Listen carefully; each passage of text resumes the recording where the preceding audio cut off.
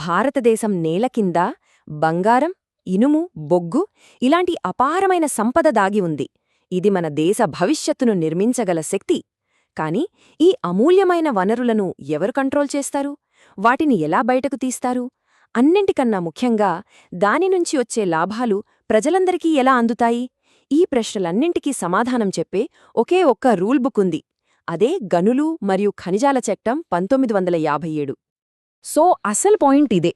ఒక దేశం తన భూగర్భ సంపదను కేవలం కొందరి కోసం కాకుండా ప్రతి ఒక్కరి ప్రయోజనం కోసం ఎలా మేనేజ్ చేస్తోంది? ఈ బ్యాలెన్స్ సాధించడానికి మన దేశం ఎలాంటి మార్గాన్ని ఎంచుకుంది? ఈ చట్టం దాన్ని ఎలా నిర్దేశిస్తోందో ఇప్పుడు వివరంగా చూద్దాం. సరే, మనం డీటెయిల్స్లోకి వెళ్లే ముందు అసలు ఈ చట్టం ఉద్దేశ్యమేంటో అర్థం చేసుకోవాలి. ఈ రూల్స్ అన్నీ ఎందుకు అవసరం? దీని ఫౌండేషన్ ఏంటి? ఈ ఒక్క వాక్యం చాలు ఈ చట్టం వెనుకున్న అసలు ఉద్దేశం చెప్పడానికి. భారతదేశ ఖనిజ సంపద అనేది ఒక జాతీయ వనరు. దాన్ని కంట్రోల్ చేసే ఫైనల్ పవర్ కేంద్ర ప్రభుత్వానిదే అని ఇది క్లియర్గా చెప్తోంది. రాష్ట్ర ప్రభుత్వాలు దీన్ని అమలు చేసినా గైడెన్స్ మొత్తం సెంట్రల్ గవర్నమెంట్ నుంచే వస్తుందన్నమాట.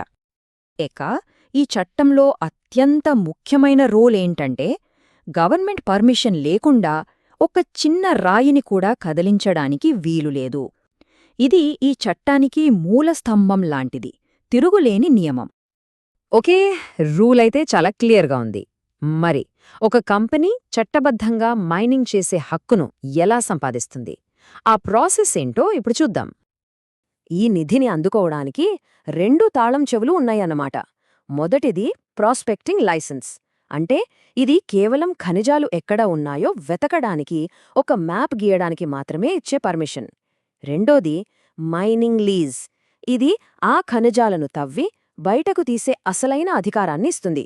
ఒకటి సర్చింగ్ అయితే, రెండోది యాక్షన్. అప్పట్లోలాగా అస్పష్టంగా కాకుండా ఇప్పుడంతా చాలా పారదర్శకంగా జరుగుతుంది.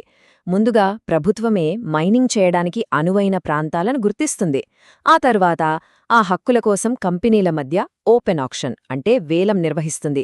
ఎవరు దేశానికి ఎక్కువ ప్రయోజనం చేకూరుస్తారో వాళ్లకే ఆ హక్కు దక్కుతుంది.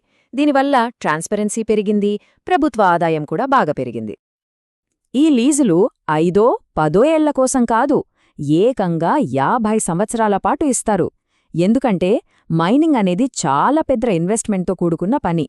ఇంత లాంగ్ టర్మ్ లీజ్ ఇస్తేనే కంపెనీలు ధైర్యంగా టెక్నాలజీపైన, ఇన్ఫ్రాస్ట్రక్చర్ పైన పెట్టుబడి పెట్టగలుగుతాయి. మైనింగ్ హక్కులొచ్చేశాయని ఊరికే తవ్వేయడానికి కుదరదు. వాళ్ళు దేశానికి, సమాజానికి తిరిగి ఏమి చెల్లించాలి? ఈ ఫైనాన్షియల్ అండ్ సోషల్ రెస్పాన్సిబిలిటీస్ ఏంటో ఇప్పుడు తెలుసుకుందాం. రాయల్టీ అంటే చాలా సింపుల్. దేశం యొక్క సహజ వనరులను వాడుకుంటున్నందుకు కంపెనీలు ప్రభుత్వానికి చెల్లించే ఒక రకమైన సేల్స్ కమిషన్ అనుకోవచ్చు. తీసే ప్రతి టన్ను ఖనిజానికి ఎంత రాయల్టీ కట్టాలో చట్టంలోనే స్పష్టంగా రాసి ఉంటుంది. ఇక డెడ్ రెంట్ అనేది ఒక రకంగా పని చెయ్యి లేదా వదిలేయి అనే నియమం లాంటిది. విలువైన భూమిని లీజుకు తీసుకుని ఏ పనీ చేయకుండా ఖాళీగా ఉంచకుండా ఆపడానికే ఈ ఫీజు. ఒకవేళ వాళ్లు చెల్లించాల్సిన రాయల్టీ ఈ డెడ్ రెంట్ కన్నా తక్కువ ఉంటే కనీసం డెడ్ రెంట్ అయినా కట్టాల్సిందే. మరి కంపెనీలు కట్టే ఈ డబ్బంతా ఎక్కడికి వెళ్తుంది? కేవలం ప్రభుత్వ ఖజానాలోకి మాత్రమే కాదు. ఈ చట్టం సంపదను పంచుకోవడంలో ఒక అద్భుతమైన సిస్టమ్ను తీసుకొచ్చింది. ఇందులో కొంత భాగం రాష్ట్ర ప్రభుత్వానికి వెళుతుంది, మరికొంత నేలుగా మైనింగ్ వల్ల ప్రభావితమైన ప్రాంతాల అభివృద్ధికి వెళుతుంది, ఇంకొంత భవిష్యత్తులో కొత్త ఖనిజాలను కనుక్కోవడానికి వెళుతుంది. ఈ జిల్లా ఖనిజ ఫౌండేషన్ అంటే డిఎంఎఫ్ ఒక గేమ్ చేంజర్ అని చెప్పొచ్చు. ఇది మైనింగ్ లాభాలను డైరెక్ట్గా ఆ ప్రాంత ప్రజల సంక్షేమానికి మళ్లిస్తుంది. మైనింగ్ కంపెనీలు తమ రాయల్టీలో కొంత భాగాన్ని ఈ ఫౌండేషన్కు ఖచ్చితంగా చెల్లించాలి. ఈ డబ్బుతో అక్కడ స్కూళ్ళు, హాస్పిటళ్లు, మంచి రోడ్లు వంటివి నిర్మిస్తారన్నమాట.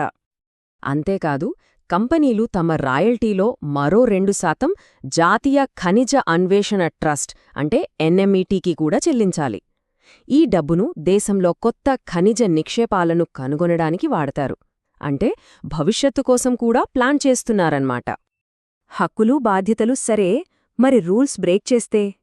ఈ ఇండస్ట్రీని కంట్రోల్లో ఉంచడానికి, నిబంధనలు అతిక్రమించే వాళ్లను శిక్షించడానికి ప్రభుత్వానికున్న పవర్సేంటో ఈ చివరి సెక్షన్లో చూద్దాం. లీజు ఇచ్చామంటే 50 ఏళ్ళు వాళ్ల ఇష్టమొచ్చినట్టు చేయొచ్చని కాదు. ప్రజాప్రయోజనాలకు ఏదైనా నష్టం జరుగుతోందనుకుంటే, ఉదాహరణకు పర్యావరణానికి తీవ్ర హాని జరిగినా లేదా ప్రజల ఆరోగ్యానికి ప్రమాదమొచ్చినా ప్రభుత్వం ఎప్పుడైనా ఆ లీజును రద్దు చేసేయొచ్చు. చట్టాన్ని తేలిగ్గా తీసుకుంటే పరిణామాలు చాలా కఠినంగా ఉంటాయి. అక్రమంగా మైనింగ్ చేస్తే 5 ఏళ్ల వరకు జైలు శిక్ష, ప్రతి హెక్టారుకు 5 లక్షల ఫైన్ పడుతుంది. అంతటితో ఆగదు. ఆ నేరానికి వాడిన ట్రక్కులు, యంత్రాలు అన్నీ ప్రభుత్వం సీజ్ చేస్తుంది. న్యాయం ఆలస్యం కాకుండా చూడటానికే స్పెషల్గా ఈ అక్రమ మైనింగ్ కేసులను విచారించడానికే స్పెషల్ కోర్టులను ఏర్పాటు చేసే అధికారం కూడా ఈ చట్టంలో ఉంది. దీనివల్ల దోషులకు త్వరగా శిక్ష పడే అవకాశముంటుంది. సో ఇప్పటిదాకా మనం చూసిన దాంట్లో 4 కీలకమైన విషయాలున్నాయి. 1. దేశ ఖనిజ సంపదపై కేంద్ర ప్రభుత్వానిదే ఫైనల్ కంట్రోల్. 2. హక్కుల కేటాయింపు పారదర్శకమైన వేలం ద్వారా జరుగుతుంది. 3. వచ్చే సంపదను రాష్ట్రాలతో, స్థానిక ప్రజలతో పంచుకోవాలి. 4. అక్రమ మైనింగ్ను అరికట్టడానికి చాలా కఠినమైన శిక్షలున్నాయి. చూడండి, ఈ చట్టం ఒక బలమైన రూల్ బుక్ను అయితే ఇచ్చింది. కానీ అసలైన ఛాలెంజ్ అంతా దాన్ని సరిగ్గా అమలు చేయడంలోనే ఉంది. ఒకవైపు ఆర్థిక వృద్ధి, మరోవైపు పర్యావరణ పరిరక్షణ, ఇంకోవైపు సామాజిక న్యాయం. ఈ మూడింటి మధ్య సరైన బ్యాలెన్స్ ఎలా సాధించాలి? ఇది ఆలోచించాల్సిన ప్రశ్న.